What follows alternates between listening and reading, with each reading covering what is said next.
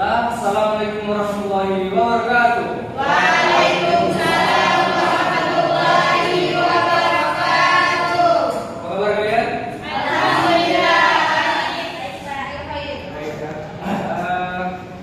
Siapa di sini yang ini belum datang? Masih banyak ya? Oke lah. Bapak langsung atas saja lah ya. Oke baiklah. Yang tidak hadir siapa ya? Kenapa tuh?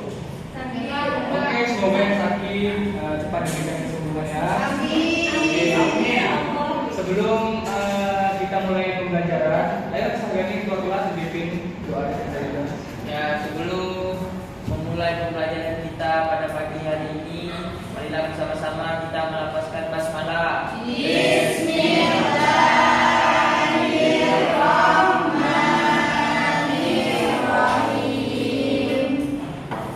Oke, baiklah anak-anak semua. Di sini tahu nggak apa yang akan kita bahas materi pada pagi hari ini? Tahu ya? Oke, materi pada pagi hari ini ialah sebab-sebab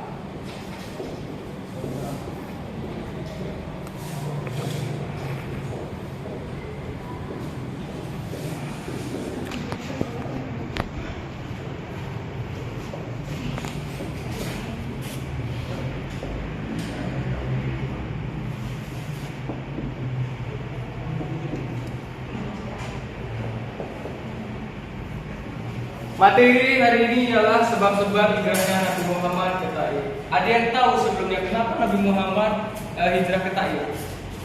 Ada yang tahu Pak? Tidak tahu ya? Belum.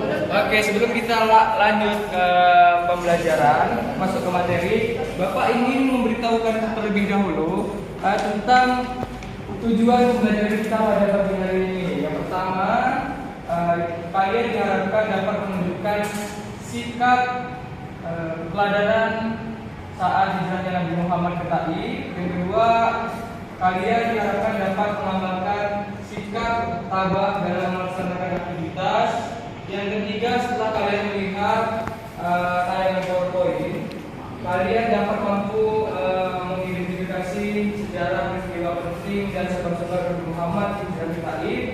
Yang terakhir, kalian setelah berdiskusi kelompok mampu menceritakan peristiwa penting dan sebab-sebab Nabi Muhammad SAW hijrah ke Taif. Nah, Bapak akan menjelaskan untuk alur pembelajaran kita pada pagi hari ini. Yang pertama, nanti Bapak akan membagi kalian kelompok. Setelah itu kalian berdiskusi dan Bapak akan membagikan tayangan PowerPoint. Setelah itu kalian Bapak bagian kelompok dan setelah itu berdiskusi. Setelah itu mempresentasikan di depan. Nah, dan untuk yang terakhir itu Bapak ada mengambilkan tentang metode poster comment, di mana nanti masing-masing dari ketua kelompok itu maju ke depan untuk menganalisis gambar apa sih itu. Nanti setelah itu kalian catat dan kumpulkan ke Bapak. Paham? Paham. Oke, baiklah. Bapak di sini akan menjelaskan kenapa sih Nabi Muhammad itu hijrah ke Taif. Nah, jadi pada masa itu kaum kafir Quraisy itu sangat merajalela. Gencar-gencarnya mereka itu ingin menyakiti, membunuh, dan mencaci maki Nabi Muhammad. Nah, tapi sebelum itu para kaum kafir Quraisy ini mereka memang sudah merencanakan ingin membunuh Nabi Muhammad. Nah, daripada itu sebelumnya ada sesuatu yang membuat Nabi Muhammad itu sedih. Ada yang tahu? Tidak. Yang membuat Nabi Muhammad itu sedih ialah yang pertama, meninggalnya istri Nabi Muhammad.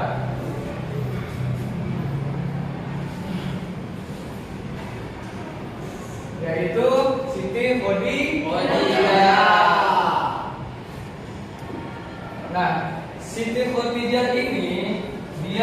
mengamankan atau menemani Nabi Muhammad selama 25 tahun, di mana Siti Khadijah ini ialah seorang janda yang kaya raya. Bahkan saking loyalnya kepada Nabi Muhammad, ketika Khadijah ini menemani Nabi Muhammad berdagang, ia rela menghabiskan harta bendanya demi menemani Nabi Muhammad Shallallahu Alaihi Wasallam. Nah, yang kedua adalah kematian kakek Nabi Muhammad. Siapa namanya? Abdul Muthalib.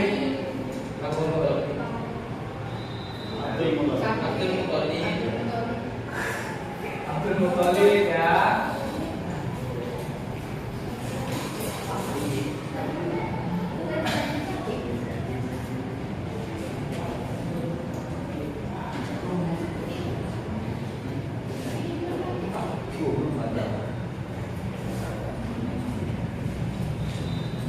Nah, ditambah lagi setelah itu kakeknya meninggal.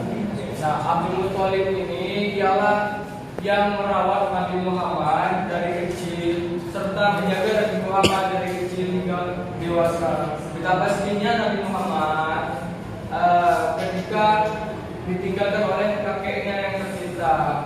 Nah, daripada itu kaum Quraisy, kafir Quraisy itu mengetahui bahwasanya Nabi Muhammad telah kehilangan istri dan kakeknya, sehingga kaum kafir Quraisy itu lebih gencar-gencarnya itu menekankan untuk mencaci maki Nabi Muhammad serta untuk berniatan membunuh. Nah, karena apa? Dipikir kafir Quraisy itu Nabi Muhammad sudah tidak ada lagi perlindungan, sehingga para kaum kafir Quraisy itu seenaknya dengan Nabi Muhammad. Nah, daripada itu Nabi Muhammad ini akhirnya memutuskan untuk hijrah ke Taif, di mana berharap dia mendapat pertolongan dari saudaranya di sana.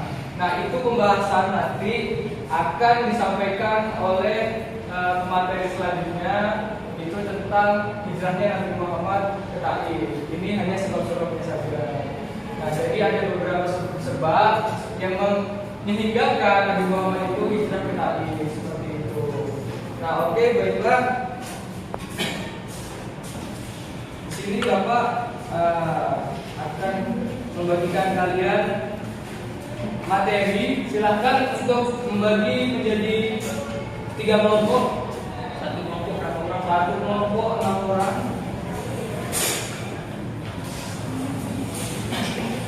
Buat sekarang ya. Baiklah. Oke. Baiklah, Bapak akan membagikan tayangan PowerPoint. Mohon maaf karena PowerPointnya rusak, jadi Bapak masukin PowerPointnya.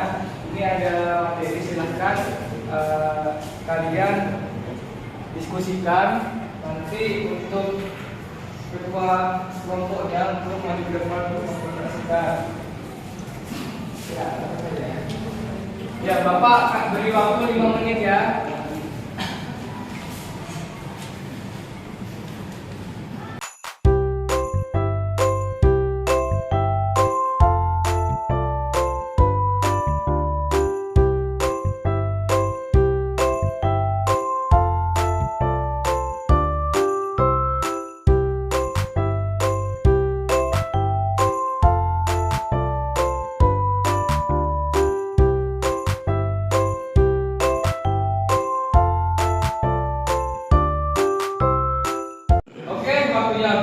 Apakah ada kesusahan anak-anakku semua? Tidak ya? Oke, silahkan untuk ketua kelompoknya maju ke depan untuk mempresentasikan hasil diskusinya. Perwakilan dari kelompok 1 dulu, ayo silahkan. Silahkan, Pak. Ini semua adalah perwakilan dari kelompoknya.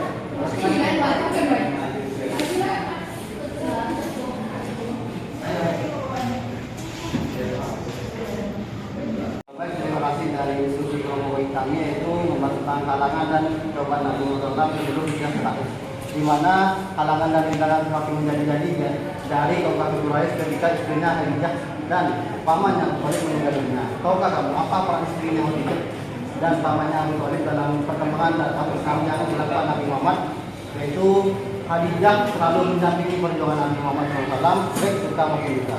Tidak sedikit harta benda yang dihabiskan selama mendampingi Rasulullah SAW dalam berbuat. Khadijah wafat dalam usia 65 tahun dan mendampingi Nabi Muhammad SAW selama 5 tahun. Begitu pula Muhammad Abu Thalib. Pamannya inilah yang sangat berjasa baik di waktu beliau masih kecil maupun ketika beliau sudah dewasa. Abu Thalib selalu membela dan melindunginya dari ancaman kaum kafir Quraisy. Begitu sedihnya Nabi Muhammad SAW ketika ditinggal wafat istri dan pamannya. Nabi Muhammad hijrah ke Thaif karena kesedihan Rasulullah yang sangat mendalam, maka tahun wafatnya Khadijah istri Rasulullah dan pamannya Abu Thalib disebut dengan tahun Umul Huz atau tahun kesedihan. Ketika Nabi Muhammad dalam keadaan berduka, kaum kafir Quraisy semakin menghalangi dan musuhi beliau. Mereka beranggapan bahwa Rasulullah tidak lagi mempunyai pelindungan apabila disakiti dan dianiaya oleh kaum kafir Quraisy. Baiklah, saya akan melanjutkan dari materi sebab Nabi Muhammad hijrah ke Taif, yaitu setiap hari, siang, malam, beliau itu tidak ada henti-hentinya menerima celaan, cercaan, penghinaan, dan perbuatan yang menyakitkan dari kaum kafir Quraisy. Akhirnya Nabi Muhammad memutuskan hijrah ke Taif. Beliau berharap dapat hidup tenang dan damai untuk menyebarkan agama Islam.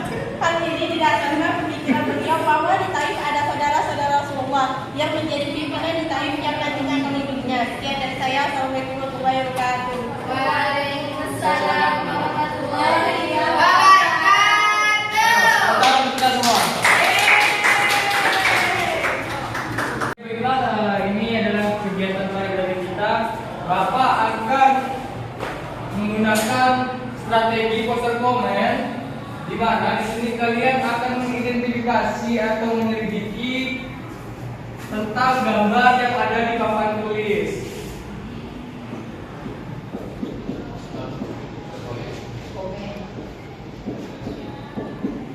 Nah, silahkan masing-masing dari kalian untuk membuat resumen, ya. Nanti maju ke depan untuk memperhatikan apa-apa saja yang ada di gambar, di papan tulis ini. Semisal ini ada apa, unta, ada apa, itu saja unta.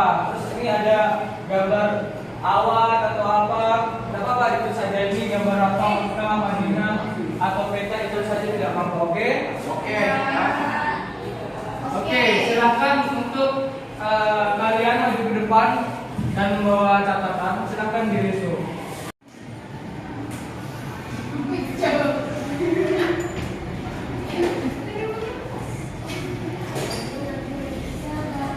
Ayo, silakan maju anak-anak. Silakan perhatikan gambar di depan. Ayo, silakan. Maju. Setelah itu dicatat di buku ya. Nanti bapak menang.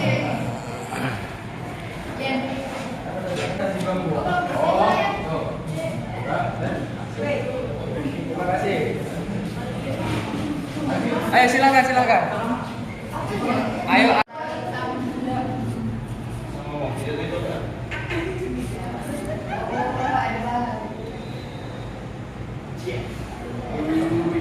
Oke, baiklah, kita dulu sudah maju.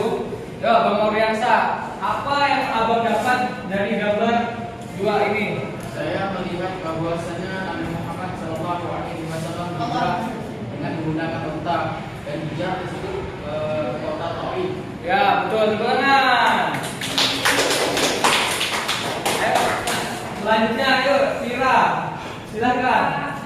Saya tadi melihat di gambar tersebut, itu gambar pertama. Betul. Terus yang di sebelahnya itu gambar Rasulullah SAW sedang menunggangi unta. Ya. Sudahkah? Sudah, Pak. Oke, terima kasih. Oke, baiklah, mungkin ini saja pembelajaran kita pada pagi hari ini. Silakan nanti anak-anak semua jangan lupa belajar di rumah, materinya diulangi lagi. Mungkin sebelum kita akhiri pembelajaran pada pagi hari ini, silakan untuk ketua kelas Agani untuk berdoa menutup pelajaran. Silakan. Baiklah, untuk menutupi pembelajaran kita pada pagi hari ini, marilah bersama-sama kita mengucapkan hamdalah.